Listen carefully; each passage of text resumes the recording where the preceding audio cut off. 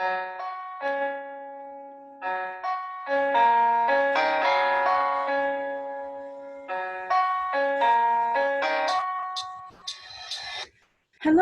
and welcome to Write Volumes One Question. This is where we ask our writers one question, then hear their thoughts on the subject and see how it affects them and their writing. My name is Janaea. I'm one of the editors and founders of Write Volume. Our goal is to give diverse voices an outlet for expression and to bring attention to diverse writers and our thoughts. In this one question series, we may not discover the right answer.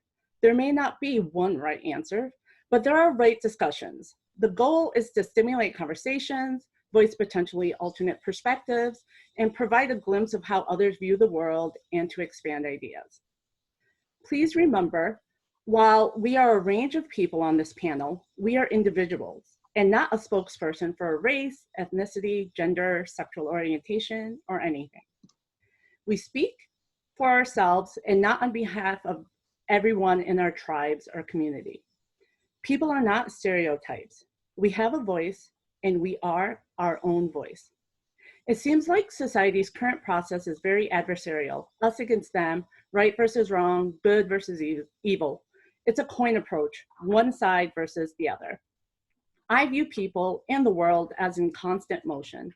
I am capable of having more than one side, more than one emotion at a time. I can embody contradictions.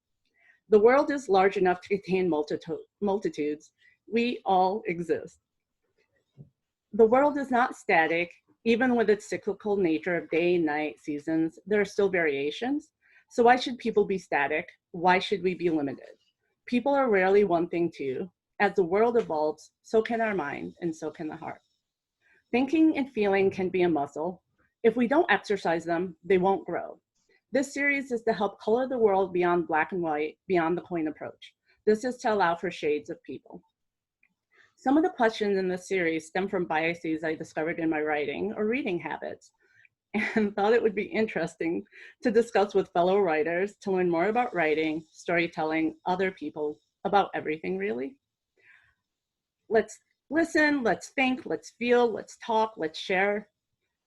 Let's talk. Here's one question for today. And how do you feel about authors writing outside of their identity, whether it's race, ethnicity, religion, sexual orientation, or differability? And how does that impact your writing? So we have a panel of writers. What we'll do is have each of the panelists state their thoughts in 2 to 3 minutes max. Then we'll discuss this as a group, ask each other's questions, make comments. Let me introduce you to the panel for today.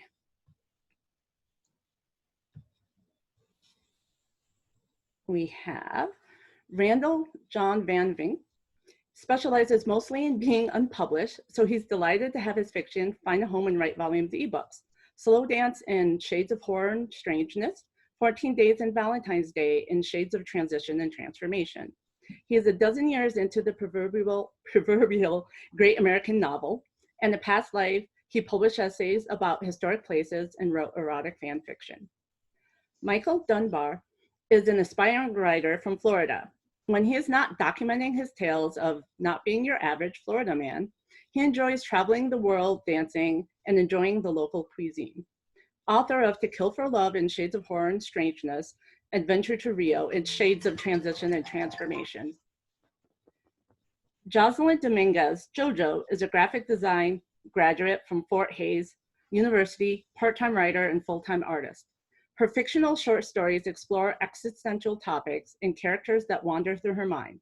Author of Scene in Shades of Horror and Strangeness, Yellow Light and Knowing in Shades of Transition and Transformation. See more of her work at www.jocelyndominguez.com. Lin Bo is a software engineer, actor, and painter in Chicago, where he has lived his whole life. He has been fortunate to have many amazing teachers and mentors inspire and guide him to write since grade school. Author of Iceman in Shades of Horror and Strangeness, and Foreigner in Shades of Transition and Transformation. So let's begin with Randall. How do you feel about authors and writing outside of their identity, and how does that impact your writing? Well, I'm going to start with one of my favorite sorts of phrases, which is to say that identity for me is fluid. I mean, basically everything is fluid, but it's fluid insofar as I mean that I can write from who I primarily identify myself to be, which is at this point a middle-aged gay white male. Um, and I can also write, I also think I'm qualified to write or feel comfortable writing from different points of view within my realm of experience. And that includes, you know, quite a few types of people. For example, if you get into, for example, heterosexual men, I was raised as one. You know, no one raises their child to be gay, as far as I know.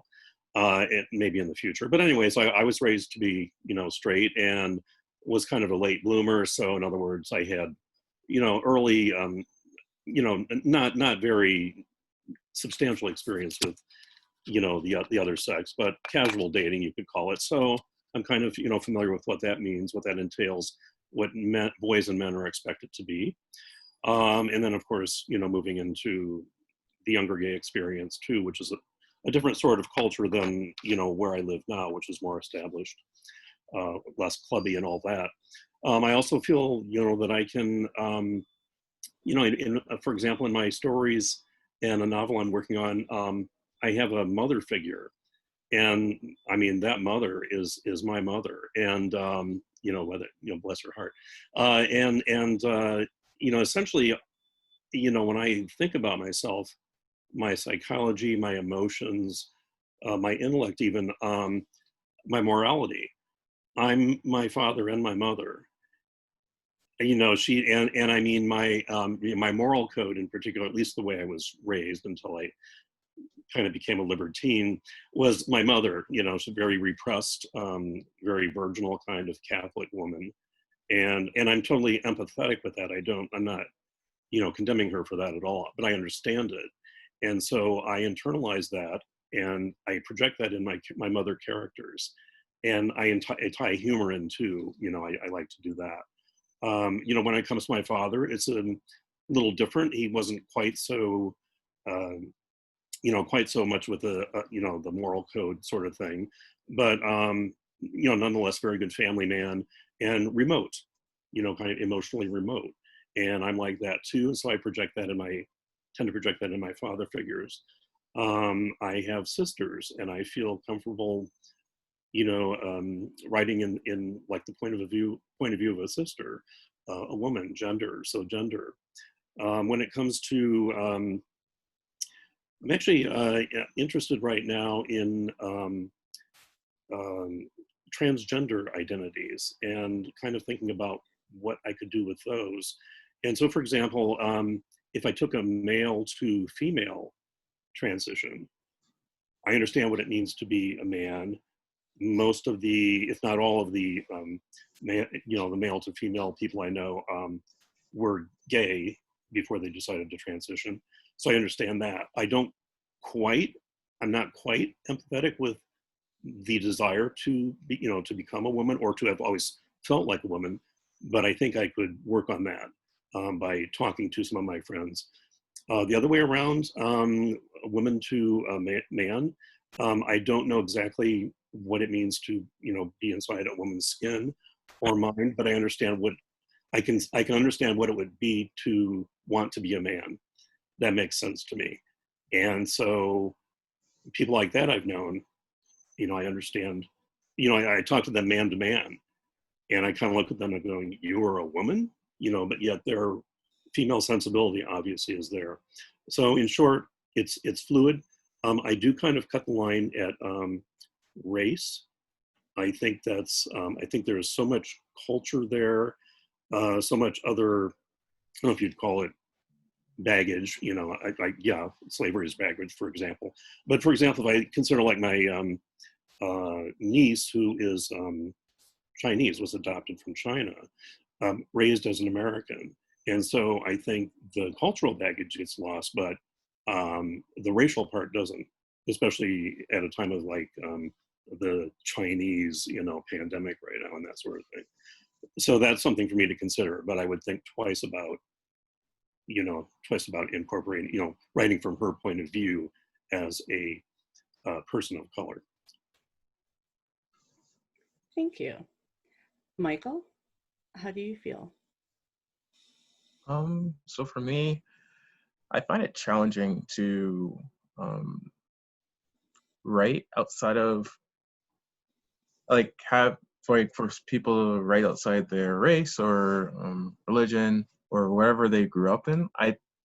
It's definitely possible, but for me, I just personally do not at this stage in my writing career. I feel I already have struggles enough of like putting what my own experiences into words, let alone putting myself into other people's shoes and doing the proper research to express like someone's own experiences from a different angle. I definitely would love to expand and definitely grow in that area, but yeah, at this moment, I'm not at that point.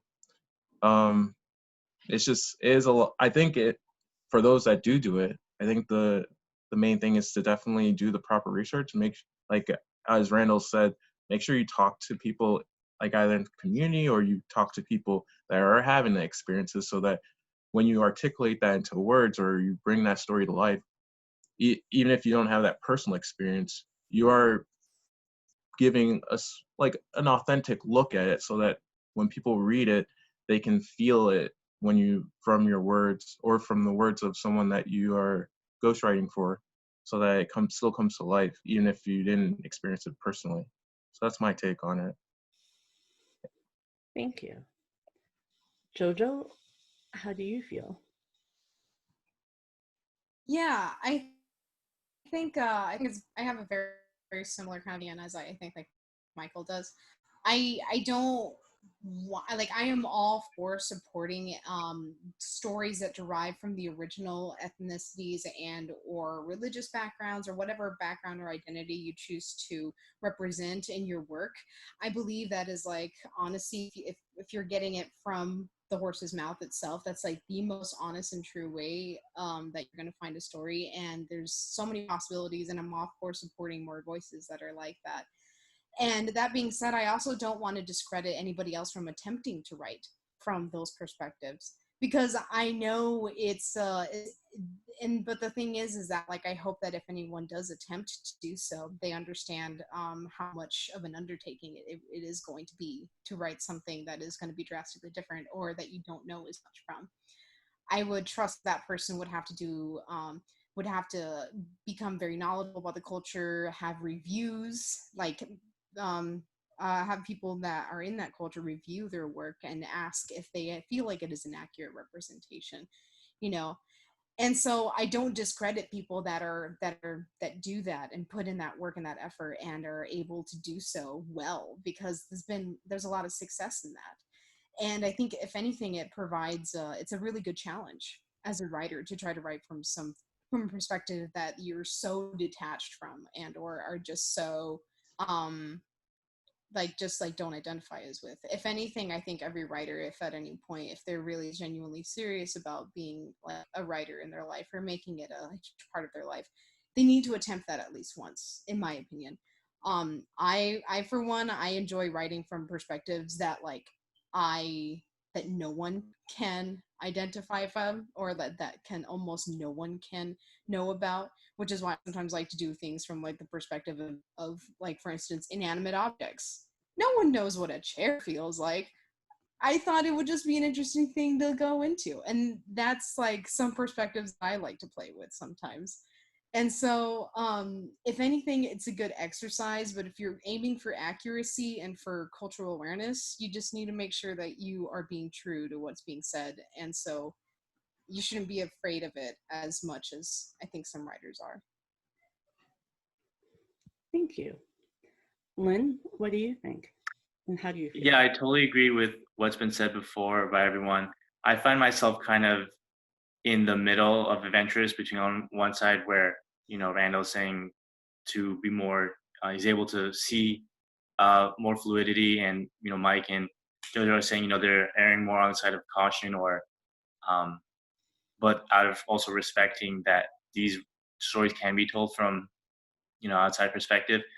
Because, for example, in my work, I'm definitely more slightly on the cautious side, where I'm writing primarily from personal experiences, but sometimes I've framed those personal experiences from a character that isn't from my same background. Like in The Iceman, it's an immigrant who's telling a story, and presumably it's someone maybe from Latino heritage, not necessarily Asian American, and maybe someone whose parents didn't come here legally. Whereas that's not my exact experience, but I'm kind of like, as Randall saying, expressing my fluidity to be able to put myself in those person's shoes and use what I understand from my personal experience to project, as he's named it, those people's stories, and to tell a story that is a little bit different from my own, but still has a lot of authenticity, I hope.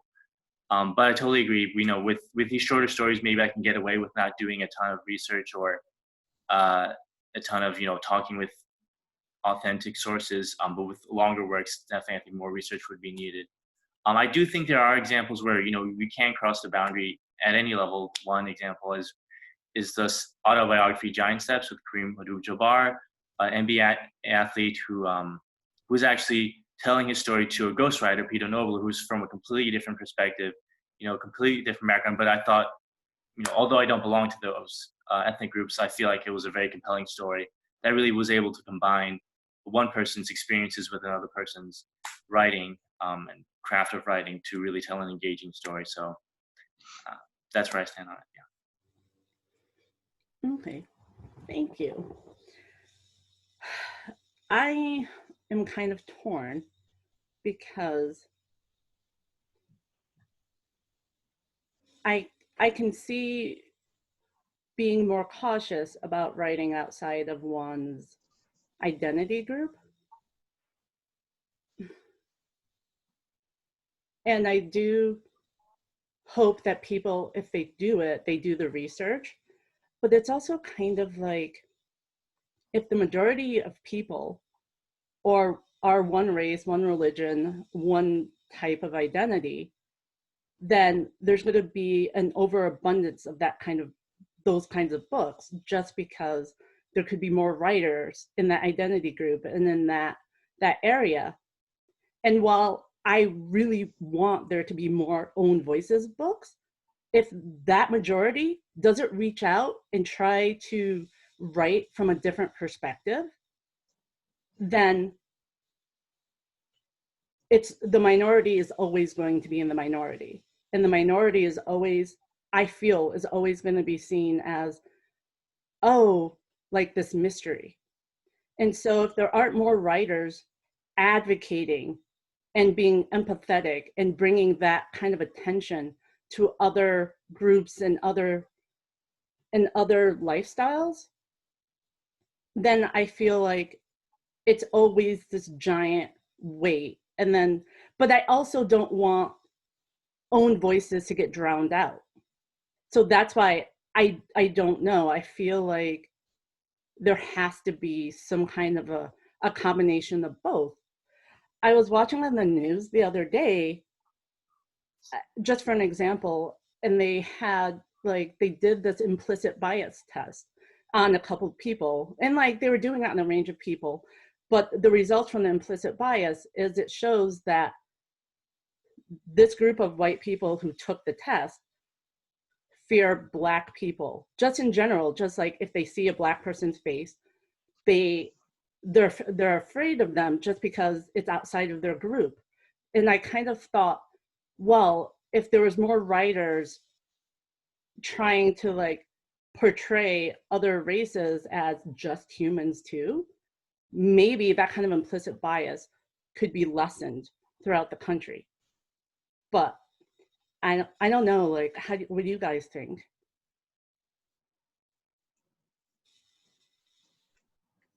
Yeah, I think that's a really interesting point. But as others were saying, I think they have to be careful not to devolve into stereotypes, right? They have to work very closely with people from that other group they're trying to represent to be accurate and not generalize. I think I think it's very interesting in terms of considering one's projections, you know, I mean, I've never thought of, for example, to take the extremes we have today. I mean, I've never thought of like, you know, writing as a Black person, and it could be a useful exercise for me to think about how I would do that, who, you know, what my thought process would be, how I would write it, what the point of view would be in particular. So I think it's one thing to write from first person or third person close up or third, you know, whatever. And then, yeah, to do, you know, talk to people and see what they thought, get expert review, if you will. But it's kind of provocative.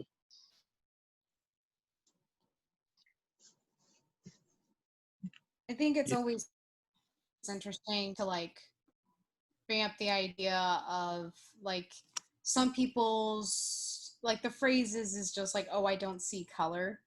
I think it really should be is that I see your color and I want to understand it and I want to share your story. I think should be the mentality, which is kind of hard to know whether or not someone has that mentality when writing it. And again, like as I said before, I'm all for supporting the most true and like honest like perspective you're going to get, and that's inviting writers from the demographics that want to be written about to feel like they can and that feel like they will be heard, because I think that's like a thing that I could be a possibility as to like why maybe there's not as many minority writers. They feel like they won't be. Yeah, I think that that's a key point. Most of these are definitely key points, is that it's I think it's important to definitely see things from other people's perspectives, because that allows us all to grow. But as we do it, I think the one way to combat it is definitely to work closely and immerse yourself into it. I think like even learning another language, the best way to learn it is to immerse yourself in the culture, immerse yourself around people that are speaking the language, so that the longer you stay around it, the quicker you pick it up, or at least the more aware you are about the language around you. And I think that's similar to just culture. If you're going to go outside your culture or what you've been accustomed to growing up, then the best way is just to immerse yourself into it. I know people, especially with writing, they'll go away like into a cabin or way away into nature for like a month, 2 months, just to decompress their mind and just fully commit to a story. And I think the opposite, if you want to go into and really bring to light a certain culture, then immerse yourself into that culture, maybe for a month, 2 months, or longer, and get to know the basics around it, get to know the people, their stories, and then from there, you can then start to build their voices into your story that you're trying to express. Yeah, because I think if we as writers take the time to journey in another person's shoes or just from their perspective, it can be enriching for everybody. I was trying to write, and I'm in the process maybe of writing a short story, and the person's brother lost the use of his legs. And I just started doing research of what it's like to have to be in a wheelchair in America. And it was just, it's opening up my eyes for a lot of the struggles that they're going through. And I know this isn't going to be an easy piece to write. I never thought it was going to be, but like, it's really like all these things that I never even considered, from like, they're always sitting down, so they have to have a special cushion. So then when they're trying to fly in an airport, are they allowed to bring that special cushion? And then the airlines are like the last to give them the wheelchair, so they're just stuck on the plane, all this stuff. And it's all these things like I never really considered. And I think this is a way for us to even kind of just be more empathetic to everybody around us.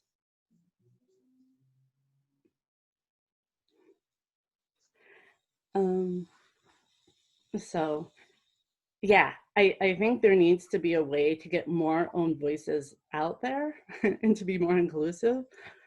And I don't know, I guess to also be more empathetic to everybody. I don't know. Can we all agree we're all human?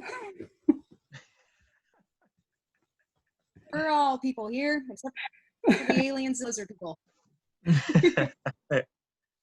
No, aliens. Okay, now we're getting to the sci-fi. Okay. Sci-fi is a part of writing. We all are aware of it. It's to thinking about something that's like past reality. We use it as a way to escape. Let's just like it just really is for a lot of people.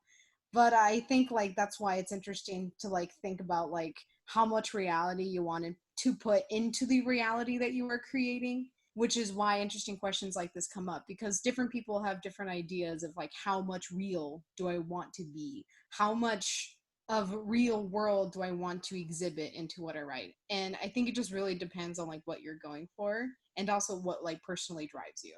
Like it really just is like, and also like what your story is, like what you're trying to tell and what point are you trying to get across. True. Well, that is all the time we have for today. Glad we fixed that problem and we're all set with that. The world just watches this and we gave them all the answers. Tune in for the next One Question series video as we continue to explore ideas that may not be as simple as they appear on the surface.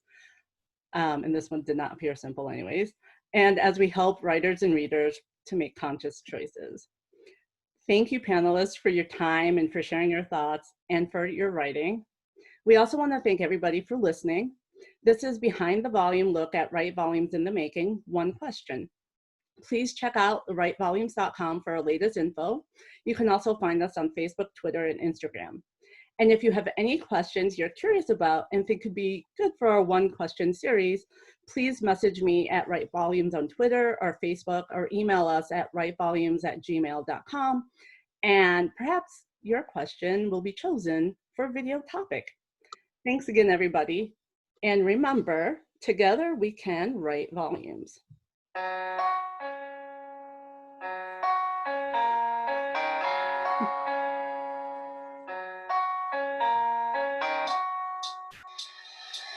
Thank you.